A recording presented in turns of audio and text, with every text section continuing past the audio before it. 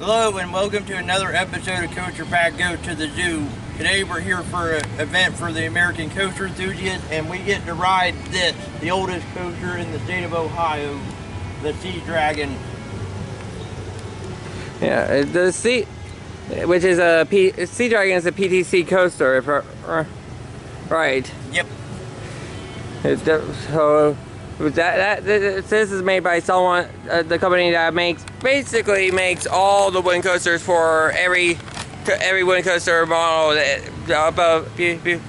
before a certain point. I don't remember when Gravity Group and GCI started doing their own trains, but most wooden coasters, even if they weren't built by PTC, use PTC trains. It's that iconic. Yep. So check out the intro and we'll see you in a little bit.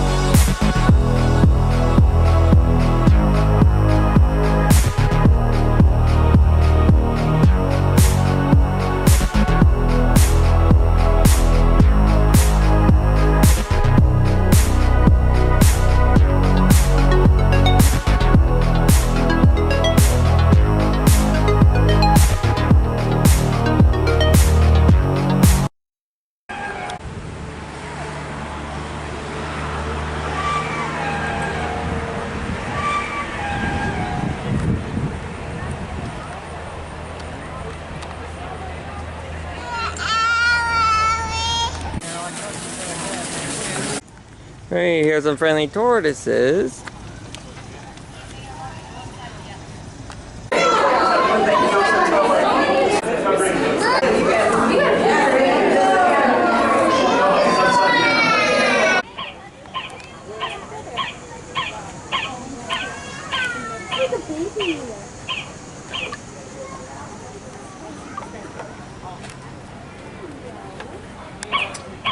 Yeah, we heard that one.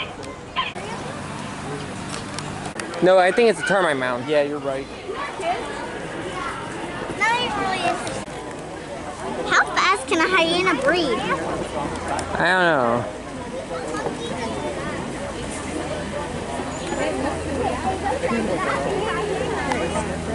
He's like, it's showtime. He's like, it's showtime. That's what he's acting. No.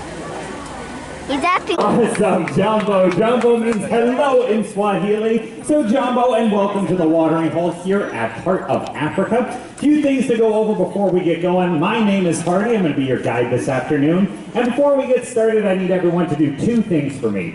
Number one, at all points during the day, we want to make sure we don't have anyone or anything sitting on or over that railing. So keep kids on your side, we'll keep animals on our side. Second thing is check down around your knees and ankles. If there are any shorter members of our audience, please let them up to the front so they can see through the mesh at the bottom. That way everybody has an awesome view of the action going on around here. No matter how you got to the zoo today, whether you got up there by walking, taking an escalator, everyone's going to get a great view of the action.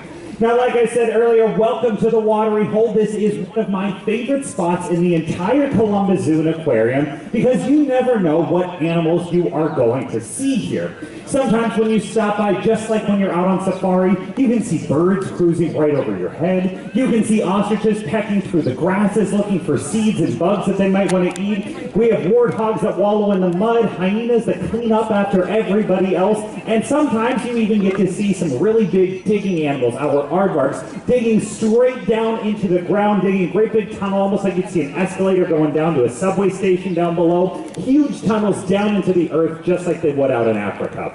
But during the daytime, the really, really lucky people get to see something absolutely amazing. One of nature's most incredible feats, and that is, of course, the fastest land mammal on the planet, showing off how fast they can go. And I think we might luck out today. Everyone, please welcome our cheetah running at some miles an hour. Her name is Debbie, coming out of the tower right over here, eyes on the prize, and she's off like a rocket. Right on top of that ball, really picking up speed, almost had it there coming down the front, and she... I see it. She's got it. Let's hear it for Debbie. That was awesome.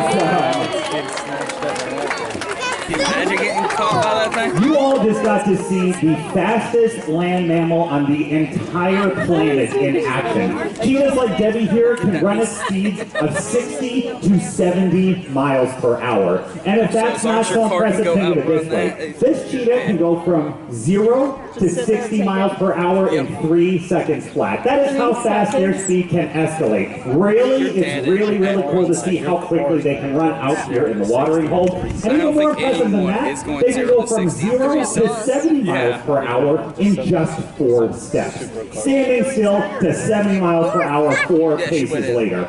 Absolutely flippin' bananas. It is so cool. And every single part of a cheetah's body is built for speed. They've got claws that are always poking out just a little bit to help them get traction while they're running around on the grasses. They've got a really small head and really tiny ears to make them aerodynamic like a bullet. They've got a super duper long tail, which is flat on both sides, just like the rudder on a boat. It's the perfect thing to help them steer while they're running around in the watering hole. And that way out in Africa, they never have to worry about tripping up after their prey. Now speaking of prey, down here in the watering hole, we don't have any live prey for our cheetahs to chase after, and we definitely prefer it that way. So instead, we've got this really awesome lure system. Basically just a big poofy ball on the end of a string. We buy them on eBay, true story. We run it through some pulleys all the way around the yard and back into a motor right over there.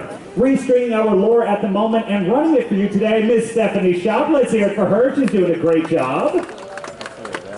And just so everybody knows, when we started doing these cheetah runs here at the zoo, we didn't have this fancy lure system. All that we had was Stephanie with some chicken tied to her belt. She'd run around with a hope and a prayer.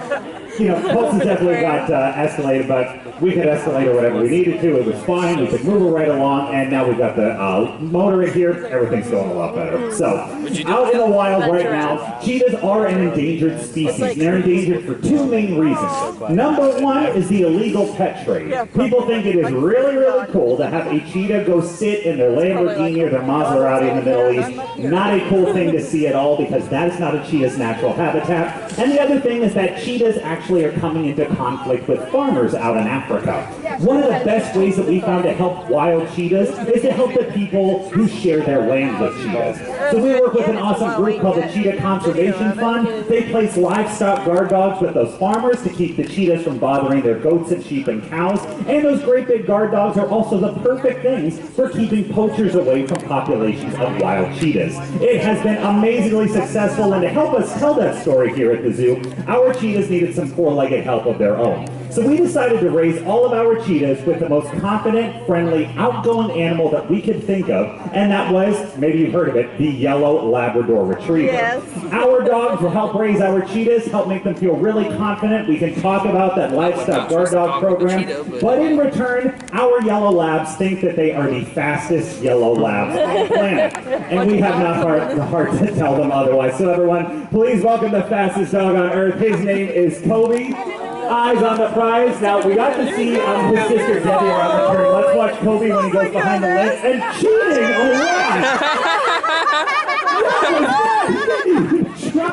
lot. I was probably trying to do something else. You're being... What is that?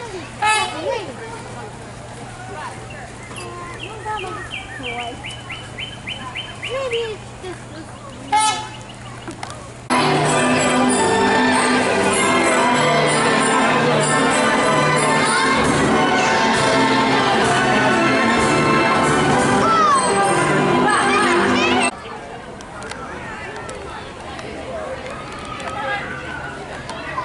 Alright, we just got off of Falcon's Fall and, what's it called?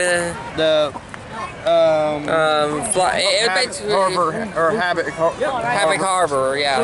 And both of them are pretty good rides. Especially Falcon Fall. It was a lot of fun. But next we're getting on Mission McCall, and hopefully Tidal Twist is back open from where it was earlier. Yeah. Well, we're going to get on this and we'll see you in a few minutes. Yep. Alright, we got off Mission McCall and that was a pretty fun ride. And we're about to get ready to get on Sea Dragon. And this time I'm joined with my little brother and sister. You guys got anything to say?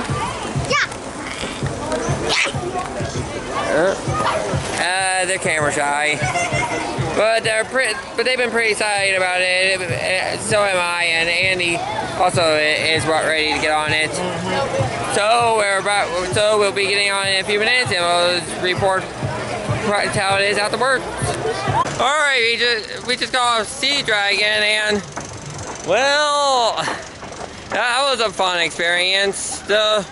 Definitely was one of the smaller coasters I've ever been on, but I kind of enjoyed it. Not as much airtime as I was hoping, because I heard some of these older PTCs could have some serious airtime. This thing had some minor floater moments, but that's it. Well, hopefully so ultimately I have mixed opinions about it, but it's definitely a fun experience and definitely good for our beginners. Except if you're my sister, who seems to be terrified by it.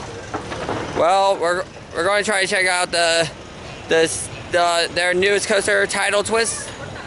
Tidal Twist, I think it is. So, let me know in the comments if I pronounced that right. Alright, and we'll see you in a minute.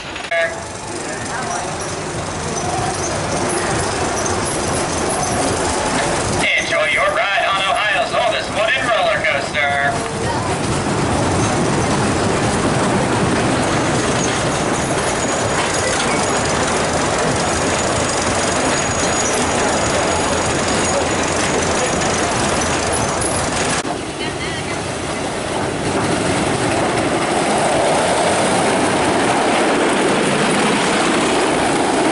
Alright, this concludes another day at the zoo for us. We had a lot of fun getting on the Sea Dragon and stuff, but I think it was and we had a lot of fun time with my younger siblings and everything.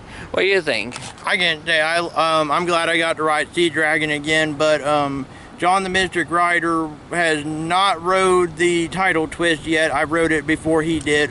But we were supposed to have ERT on it today, and it didn't. It hasn't, and had maintenance issues all day. So we'll have to wait till the next time we come to Columbus Zoo to ride it. But if you don't want to buy any of these wristbands that we got today, all you have to do is pay $2 each to ride per ride to ride the Sea Dragon or Tidal Twist. But with that being said, until next time, this is Andy the Gemini Man. And I'm the Mr. Rider, and we will see you next time.